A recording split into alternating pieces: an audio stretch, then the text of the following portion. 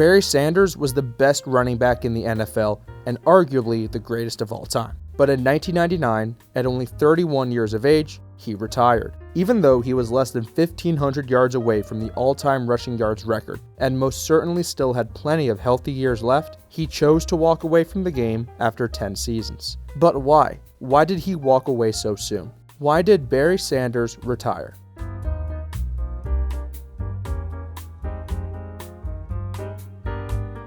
Before we get into why he retired, it's important to understand how amazing of a player Barry Sanders was. He was selected 3rd overall in the 1989 draft by the Detroit Lions, after winning the Heisman Trophy while at Oklahoma State University. When he was drafted, the Lions had not won a playoff game in 32 years, when they won the NFL championship in 1957. Sanders came into the NFL and immediately became a star. He rushed for 1,000 yards his rookie season, made the Pro Bowl, won Offensive Rookie of the Year, and was named an All-Pro. Over his 10 years playing in Detroit, he led the league in rushing yards 4 times, rushed over 1,500 yards 5 times, and in 1997 became the 3rd player in history to rush for 2,000 yards in a season. Sanders would make the Pro Bowl in each of his 10 seasons he played, was a first-team All-Pro 6 times, a second-team All-Pro 4 times, and was named Offensive Player of the Year twice. And best of all, he was named NFL MVP in 1997, along with finishing top 5 in MVP voting on 2 other occasions.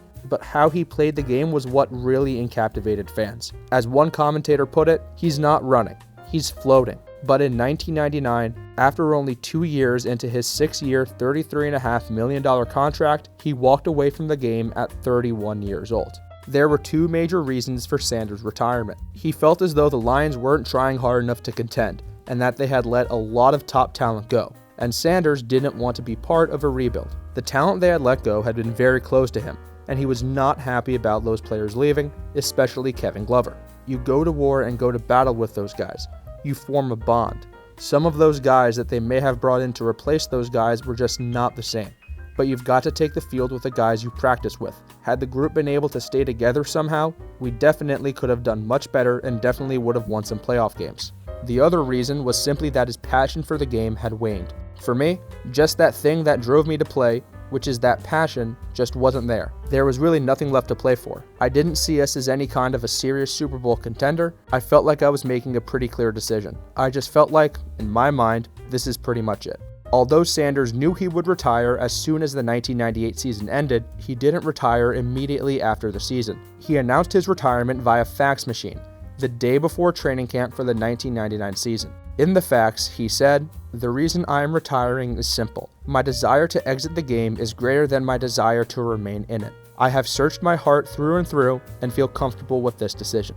The impact of his retirement goes without saying. Nobody, and I mean nobody, expected this. Of course, some could argue that he could have gone about it much better. Many felt insulted at the way he retired. No farewell tour, no mid-off-season retirement, no press conference, no face-to-face with the fans and staff in Detroit. A simple fax sent out right at the beginning of training camp. To many, him retiring via fax machine showed that he did not care at all about the Lions. However, according to some, that's just how Barry was. He didn't want attention, and that was a known part of Barry's personality. As Dan Patrick said, the real mystery might be why we're surprised in the first place. Because everything he did throughout his life, his career, how he felt about fame and personal records, walking away the way he did is just another example of Barry being Barry.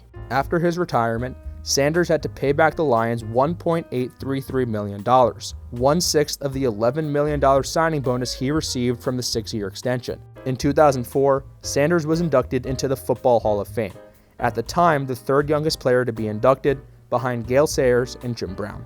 With Sanders' early retirement, it sparks many what-if questions about his career.